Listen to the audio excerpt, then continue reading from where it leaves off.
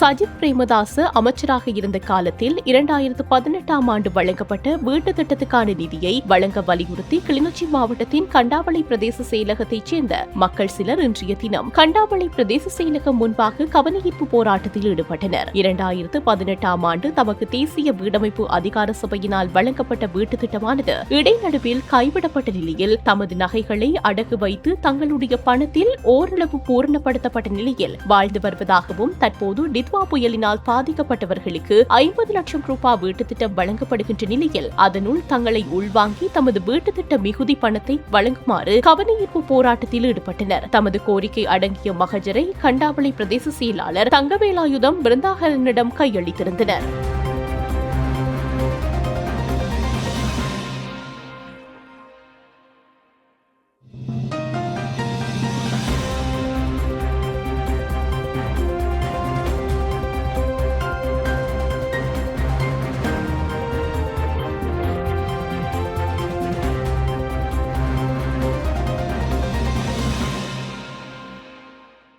கண்டாவளை பிரதேச செயலாளர் பிரிவுக்கு உட்பட்ட பிரிவில் 2018ஆம் ஆண்டு சஜித் பிரேமதாசாவினால் எங்களுக்கு வீட்டு திட்டம் வழங்கப்பட்டது. NHDA வீட்டு திட்டம். இந்த NHDA வீட்டு திட்டம் குறிப்பிட்ட காலத்துல குறையா நிப்பாட்டப்பட்டது. இந்த நிப்பாட்டப்பட்ட வீட்டு திட்டம் ஒவ்வொருத்தரும் வீடு கூரை இல்லாம மற்ற கதவு இல்லாம ஒன்றும் இல்லாம இடையில நிப்பாட்டி இருந்தது. நிப்பாட்டின நேரத்துல அரசு அதிகாரிகளோட நாங்க தொடர்பு கொண்டு கதைச்சினாங்க. கதைச்ச வழியில அவர்கள் சொன்ன விஷயம் என்னன்னு சொன்னா, இப்ப நீங்க இந்த வீட்டு திட்டத்தை நீங்க முழுமைப்படுத்துங்க.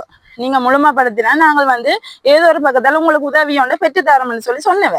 அப்ப சொன்னதை நம்பி நாங்கள் லோன் எடுத்து நாங்கள் மற்றது அடைய வச்சிருக்கோம். எவ்வளவு நகைகள் இல்லாம போயிருக்கு. இப்படியெல்லாம் போன நேரத்துல எங்களுக்கு ஒரு நீதி இன்னுமே கிடைக்கல. அப்படி இருக்கேக்க போன வருஷம் 2025ஆம் ஆண்டு டித்வா புயல் இந்த இலங்கையில ஏற்பட்டது.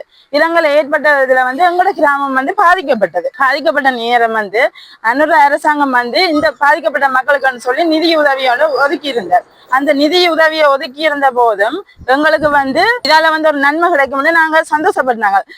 இதன் பொருட்டு அனுர அரசாங்கத்துக்கு நான் முதற்க நன்றியை தெரிவித்துக் கொள்கிறேன். தெரிவிக்கிறதோட இது இன்னும் எங்களுக்கு முழுமையா சேர்ந்து கிடைக்கல. இப்ப எங்களோட பேர் லிஸ்ட் எல்லாம் எடுத்தாங்க. இடையில நிப்பாட்டிட்டேன். இதுக்கு அரசு அதிகாரிகள் தலையோடு இருக்கா இல்லையான்னு சொன்னது எங்களுக்கு விளங்க இல்லை. எங்களுக்கு இதுக்குரிய நியாயத்தை நீங்க பெற்று தந்தே ஆகணும். இதை நாங்க அன்ற அரசாங்கத்துக்கு இதை கொண்டு போய் சேர்க்கணும். நாங்க இப்படி ஆர்ப்பாட்டத்தை ஏற்படுத்தி இருக்கிறோம்.